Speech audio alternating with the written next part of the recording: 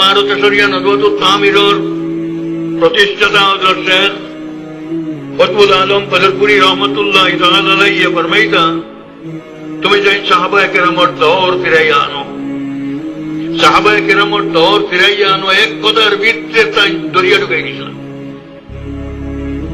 সাহাবায়ে কেরামর দৌর ফিরাইয়া আনো এর মানে হইল প্রকৃত ইসলামের রঙে তুমি যেন রঙে নাও।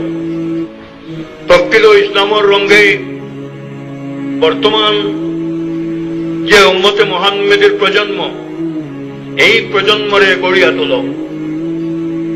কারণ সাহাবায়ে কেরাম আমরার সামনে এমন আদর্শ। আমি আয়াতে করিমা তিলাওয়াত করছি, আয়াতে করিমার মধ্যে আল্লাহ পাক পরবর্তীকারে ফরমাইতরা লাকাদ কানা লাকুম ফি রাসূলিল্লাহি উসওয়াতুন হাসানাহ।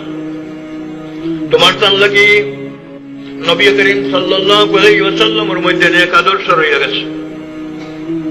তোমার তান লাগি অর্থাৎ উম্মতে মুহাম্মাদের লাগি কিয়ামত পর্যন্ত যত উম্মতে মুহাম্মাদি দুনিয়াতে আইবা, এই উম্মতে মুহাম্মাদের লাগি নবী করিম সাল্লাল্লাহু আলাইহি ওয়াসাল্লামের মধ্যে এক আদর্শ রয়ে গেছে। লিমান কানা ইয়ারজুল্লাহ, চাইন নাকি আল্লাহ পাক পরবর্তীকারে ভাইতা সাইন সাইন দিনে আখিরাত নজত পাইতা সাইন তান লাগি নবী মুহাম্মদ মুস্তাফা সাল্লাল্লাহু আলাইহি ওয়াসাল্লামের মধ্যে এক আদর্শ রয়ে গেছে। আমার মুহতারাম হযরত মাওলানা ইউসুফ সাহেব আপনারা সামনে বক্তব্য দিতে গিয়ে আয়াতে করিমা তিলাওয়াত করলাম, قل إن كنتم تحبون الله فاتبعوني يحببكم الله। হায় নবী মুহাম্মদ সাল্লাল্লাহু আলাইহি ওয়াসাল্লাম আপনার উম্মতরে আপনি কইয়া দেখো, ইন কুনতুম তুহিব্বুন আল্লাহ, তুমি তাই যদি আল্লাহ পাক পরবর্তীকারকে ভালোবাসো, তোমার তার অন্তরে যদি আল্লাহ পাক পরবর্তীকারের ইশকার মুহাব্বত থাকে, তাহলে তুমি তাই নবী মুহাম্মদ মুস্তাফা সাল্লাল্লাহু আলাইহি ওয়াসাল্লামের অনুসরণে নিজের জিন্দেগিকে সুন্দর করো। যদি নবী মুহাম্মদ মুস্তাফা সাল্লাল্লাহু আলাইহি ওয়াসাল্লামের অনুসরণে নিজের জিন্দেগিকে রঙিন করো, তাহলে ইয়াহবিবকুমুল্লাহ, আল্লাহ পাক পরবর্তীকারে তোমার তন্তে মায়া করবা। তুমি চাই আল্লাহ পাক পরবর্তীকারের মায়ার পাত্র হইবা, তুমি চাই আল্লাহ পাক পরবর্তীকারের প্রিয় পাত্র হইতে পারবা।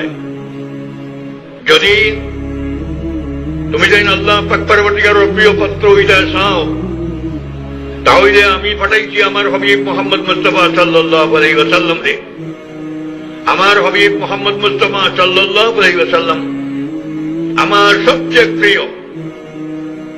আর আমার নবী মুহাম্মদ মুস্তাফা সাল্লাল্লাহু আলাইহি ওয়াসাল্লামের আমলের রঙে তুমি যাই তোমার তান আমল যতখান রঙিন করবা ততখান আমার প্রিয় হইতে পারবে।